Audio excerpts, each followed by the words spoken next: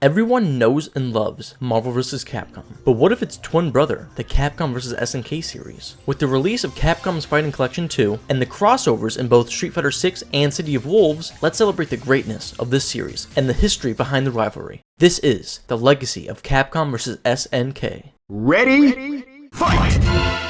After the release and huge success of Street Fighter 2, the fighting game genre finally got realized, and with that, other companies wanted a slice of the pie. During this era, Capcom's biggest rival was SNK. For every new release of Street Fighter 2, there was about 3 new SNK games, and due to this, a natural competition formed between Capcom with their more refined and safe games versus SNK's wild and more unique games. Using Street Fighter 2 as an example, we can look at all the different versions for that same game released year after year, refining the same formula, resulting in the pinnacle of the genre for years to come in Super Turbo. Whereas SNK came out with Fatal Fury in '91, this hybrid multi-lane system added another layer of possible complexity to the genre. Or even Fatal Fury's sister franchise, which released the following year, created the Super Meter, which is a staple of the genre ever since. Although, to be fair, it was very different compared to what it is now, but it's only because of Super Turbo refining it, allowing the meter to perform super specials instead of just specials. This back and forth of new ideas and refinement defined this era for fighting games. In fact, one could make an argument that fighting games are only the way they are now because of SNK's experiments. The entire genre of 3D fighting games really all started with the multi-lane system, and there'd be no weapon-based fighting games if not for Samurai Showdown.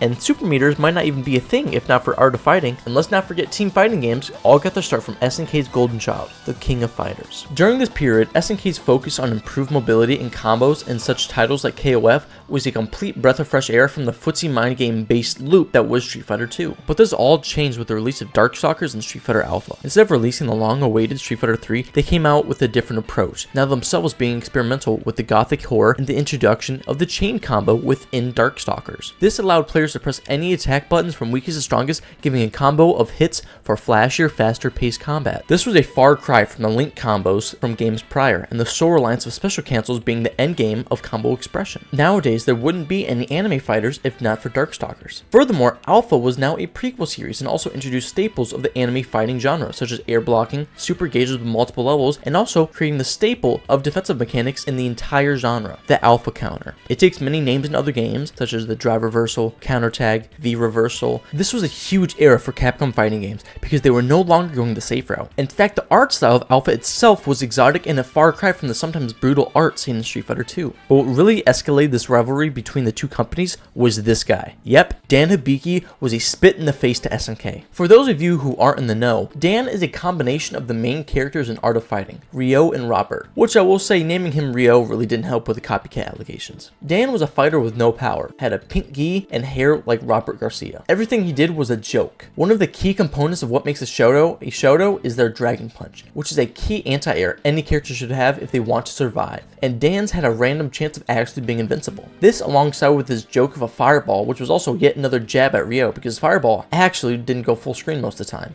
Dan is a fan favorite, although he's always been at the absolute bottom of tier lists, with the exception of Street Fighter 5, where funny enough he actually is really good. A couple of years later, Capcom was licensed to release a few Marvel games, such as the beat 'em up game Punisher, and famously X-Men Children of the Atom. Now, individually, these releases didn't mean much, but within Children of the Atom lied a special boss in the form of Cyber Akuma, which is Akuma pumped up with the power of Apocalypse, giving him new powers. This outfit later came back in Street Fighter 5, cybernetic wings included. This was monumental, a crossover between two different franchises within a single game. Editing Game Hunt here, I actually mixed a few things up. Akuma does appear in Children of the Atom, but he's a secret playable character with basically the equivalent of Super Turbo sprites. And there's a Cyber Akuma as a secret boss, but that's an X-Men vs. Street Fighter, where he's powered up by Apocalypse. So I just want to, figure that up. And this was monumental, but technically Capcom did already have a crossover character before, and that was an Alpha with, the Final Fight characters. But, typically people, that wasn't too crazy back in the day in comparison, to this, because Akuma had nothing to do with X-Men. After Children of the Atom sequel came out, Marvel Super Heroes, one of the most important fighting games, was released. X-Men vs. Street Fighter. This pitted some of Marvel's most famous characters who had recently gained notoriety in the hit X-Men show, the animated series, against Street Fighter, which was also huge at the time. This was the first true crossover ever. Obviously, this tree grew into awesome franchise it is now. Justin Wong! Oh my god! But many years later, another opportunity arose with the release of Alpha 3 and King of Fighters 98, when there was an article which covered the two games titled King of Fighters vs. Street Fighter. The readers had misinterpreted this as a new game release pitting the two franchises against one another. This resulted in Capcom and SNK making a deal allowing each other to make two fighting games with each other's characters. Although sadly at this time, SNK was having a big drought issue. A common misconception is that SNK's parent company is Neo Geo, when in all reality it's the opposite. At this time, Neo Geo's hardware underselling was a large component of SNK losing a lot of money. That, and also the amount of games they pumped out versus the return on investment, was very minimal. It was kind of their equivalent to Blumhouse Pictures, where they were just trying to pump out as much content as possible while still receiving a return on investment. This, alongside with arcades slowly dying, which if you weren't live at the time, Neo Geo's only survivable income was because of the arcades. Hardly anybody was going to be paying the absurd prices for their home devices. What? Compare the Neo Geo CD to PlayStation 1, and it's blown out of the waters. Or even, God forbid, the Neo Geo AES to the insane price performance of Sega's Genesis. All of this was putting SNK as a company into a very tight spot. One of their last hurrahs in the late 90s was a push to mobile gaming in their Neo Geo Pocket and the Color Edition. Their cornerstone game of the console was actually SNK vs. Capcom Card Fighters Clash. This was a card battle game in which you collect cards from both companies, and it was actually very well received. So much so, in fact, it received a Japanese exclusive sequel in 2001, and years later, a game for the DS aptly called SvC Card Fighters DS. But sadly, these card fighter games were for a niche audience on a niche platform. They did actually develop a proper versus game though, and it was again for the Neo Geo Pocket, titled SNK vs. Capcom Match of the Millennium. The gameplay consists of a punch and kick button with special inputs as normal. It had a decent amount of modes, especially for the time and the device it was made for. Additionally, you were able to choose whether your team was to be single or tag, giving some more player choice. Versus mode was possible, but you need someone else to have their own color pocket, game, and the proper chord. So I can probably safely say less than 100 people have actually played local versus on this game. Although if you're interested in buying this, it is available on Steam. So both these games were actually pretty good considering all their limitations, but sadly the place they were putting all this attention was ill-suited. The following year saw the release of Capcom's first entry, Capcom vs. SNK Millennium Fight 2000, obviously leaning into the recent turn of the millennium. And this was also kind of a flop. Capcom was trying to meld the two companies' mechanics into one game, resulting in neither fans really enjoying the game fully. It saw only two releases worth talking about, an arcade release and a home release for the Dreamcast. I've played both, and I will say the home release is definitely quality, but I had an issue while trying to unlock things. You gain points while in training mode, arcade mode, but the amount of points you get to unlock everything takes an ungodly amount of hours. But inherent issues within the game mainly come from the ratio system and the 4 buttons each character is given for attacks. First off, the ratio system works that every character is given a ratio from 1 to 3. 3 being boss characters like Sagat, Bison, and Rugal, whereas smaller characters like Sakura, Benny, Mario, and Cammy were ratio 1. And of course, a sizable amount of the cast lying in the ratio 2 category, such as Kyo and Ryu, the faces of both companies at the time. Your team could not have more than 4 ratio unless you're the final fight in arcade mode, obviously. Even though the system was created to make everyone's team unique, it felt like a limitation to the player more than anything. It was quite literally impossible to play Rugal and Akuma on the same team. So I do kind of understand some of the disappointment. But again, this game had only 4 buttons. So the Capcom crowd, who was used to the Street Fighter, didn't really have any mediums except for a few here and there because of command inputs. And even on top of that, many characters got the vanilla Street Fighter V treatment, flat out not having moves. Like Kyo just did not have his launching front snap kick. You know, the move he's like always had. But on another note, some other inclusions were from the King of Fighters franchise, such as the Hyper Hop and the Shadow Roll, which again was lenient towards the SNK crowd. But the ground movement was only dashes, so the Capcom fans were the only ones with muscle memory for that. These are only a few examples of the melding of both franchises. It was just done in an untasteful way that nobody was very happy. A way they tried to circumvent this though was with a groove select. The Capcom groove gave you a multi-level gauge, just like your standard Street Fighter game. And SNK was a meld of Art of Fightings and Samurai Showdown. You could charge the meter manually, as if you're charging up Ki in Dragon Ball, but once you reach the end, you go into a mode similar to Samurai Showdown's Rage mode. You would have either unlimited level 1s, or you could expend it all in the level 3. So we'll say that was pretty cool. However, the overall gameplay in CVS was just really clunky in general. There were no super cancels from specials. The cast was really just Street Fighter vs. King of Fighters. It, in all honesty, left a lot to be desired. However, CVS did a lot right presentation-wise. There was already such a unique feel to the series already, with a lot of jazz and early 2000s vibe. I've truly never felt anything quite like it. The music, artwork was just phenomenal. But honestly, some of the art Capcom made just blows everything else out of the water. And the music. Oh my god, the music. CVS and MVC are some of the only video game music I've actually listened to in real life. I cannot overstate the excellence of this game's presentation. The stages are also on a whole different level. Each environment was entirely unique, and each stage had a little intro to really set the tone of your fight. But sadly, it just wasn't enough. When looking back, this game has a similar reputation to Tekken 4, where everything except for gameplay is top notch. In reality, this game was really just the testing grounds for the excellence yet to come. The year 2001 saw what many say is the pinnacle of 2D ground-based fighting games. Capcom vs. SNK, Mark of the Millennium 2001 was truly a piece of art. Take everything good I just stated, turn it up, and actually properly meld both Capcom and SNK together. This was a revolution in the genre. The ratio system was fixed. You can adjust the ratio per character. Now you have 6 attack buttons, a larger and more unique roster of characters. Both SNK and Capcom mechanics were carried over, fixed due to the increased amount of grooves. And on top of all of that, it was faster paced. Like I said, instead of just the original 2 grooves, there are now 3 for each company, SNK and, CAP. Another very important mechanic in this game, competitively however, is actually a glitch, the dodge roll cancel. This allowed anyone to imbue the invincibility of the dodge roll into your special moves for a small window. Although a very hard technique to nail down consistently, it is very useful at the highest level of competition. In all reality, what can I say about CVS 2 that hasn't already been? It's one of the most revered fighting games of all time. The presentation, atmosphere, all of it is unmatched. The ratio system actually makes for a unique experience and a varying team every time. And the groove system is quite possibly the most unique mechanic I have ever seen in a fighting game. And again, the music.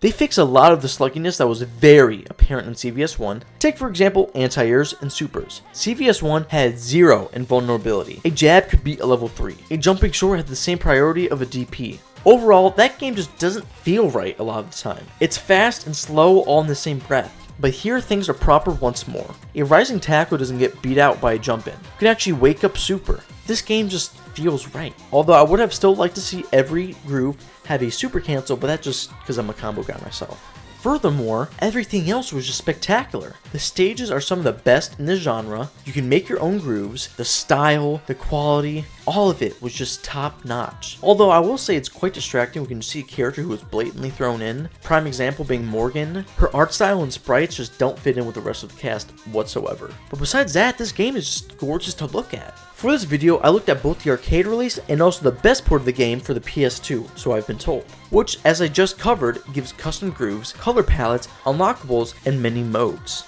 Although there was another version of CVS 2 known as the EO edition, which introduced a sort of easy groove into the game, allowing special moves to be performed with the right stick. This is very important because this was one of the first tools to help ease new players into the infamously difficult genre that fighting games are known for. Possibly, without this inclusion, there might not even be any auto combos in DBFC. Maybe there wouldn't even be a modern mode in Street Fighter 6. Or, best example, the upcoming 2XKO game, which used to have an quote-unquote easy groove, just like EO in this game. Really, the legacy of Capcom vs. SNK all derives from this game alone. Because if it wasn't for CVS 2, Capcom vs. SNK would just be looked at as either a failed experiment or a well of untapped potential. And that's because the final fighting game in this franchise didn't really leave a mark either. SvChaos was SNK's second fighting game when they were at their lowest of the low. This was soon after them filing for bankruptcy, and this also partially due to the deal they made with Capcom. During the deal, no exchange of money went between the two companies. They traded rights for rights, meaning not a single penny profited off of SNK's name went to SNK. So, during this absolute low point for SNK, they allegedly only made SvChaos to fill out the deal. This was also the last game they made for their Neo Geo MVS arcade board, which if you didn't know, was already over a decade old. That's like trying to make a brand new AAA fighting game for the Nintendo Switch. I'm finding this insane because of how much potential this series' name was carrying at the time after CVS 2. I would have thought investing into the next generation of arcade boards, really pouring all you had left into this instead of spending all of your money on some mobile pocket games. But nonetheless, SvChaos came out with a whimp.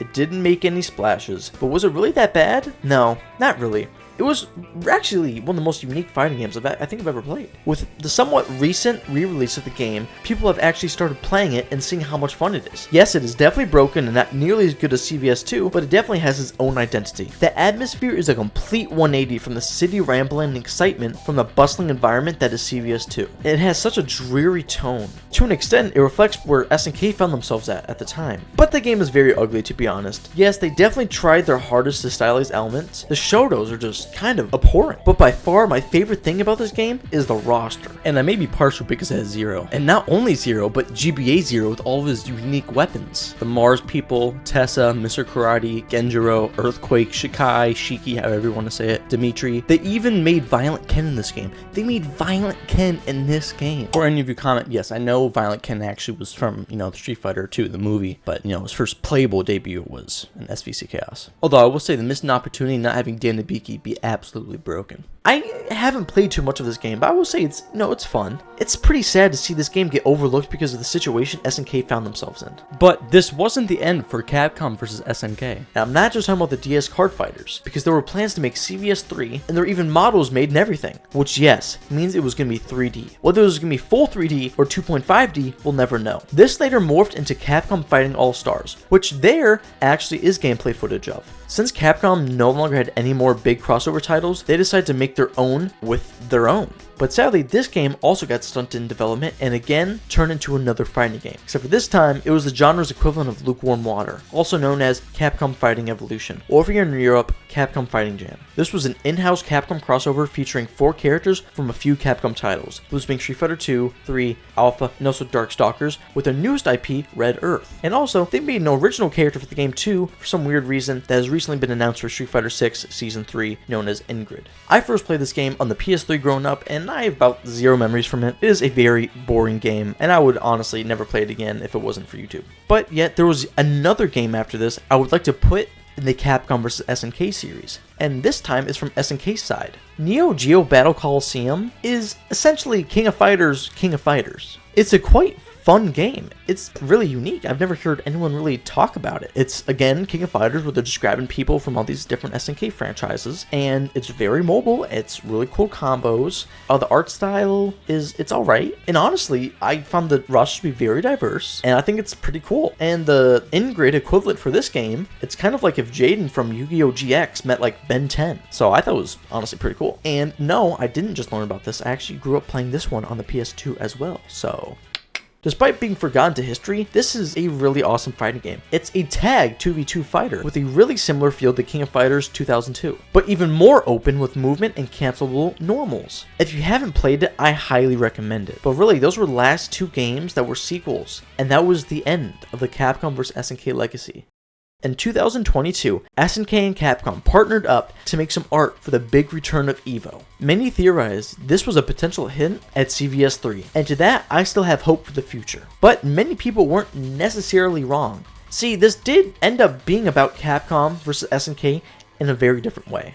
At this time, both companies were developing the games that have come out recently, such as Street Fighter 6 and Garou: City of the Wolves, so they had a crossover for each other's games. In the Season 2 reveal in Street Fighter 6, Capcom announced the release of both Terry Bogard and Mai as playable characters in Street Fighter 6. This was absolutely massive, especially right around this time the Marvel's Capcom collection was just announced, and also Akuma had just been released. Capcom was on a hot streak, but that wasn't it. Soon after, the Capcom Fighting Collection 2 was announced, bringing back both Capcom vs SNK titles to modern devices. But yet again, another big whammy, SNK announced the release of both Ken and Chun-Li as DLC for Garou: City of the Wolves. Anyway, with this little history lesson from the FGC complete, I want to thank you all for watching. Be sure to check out my other videos, mainly retrospectives on retro games, hence the, name, word, retrospective. I'm still pondering on what game series to do next. If you have any suggestions, just let me know. I'm thinking about Metal Gear or Ninja Gaiden or, Shinobi, because those games are releasing soon. So, any thoughts, go drop them in the comments down below. I know that you'll be back.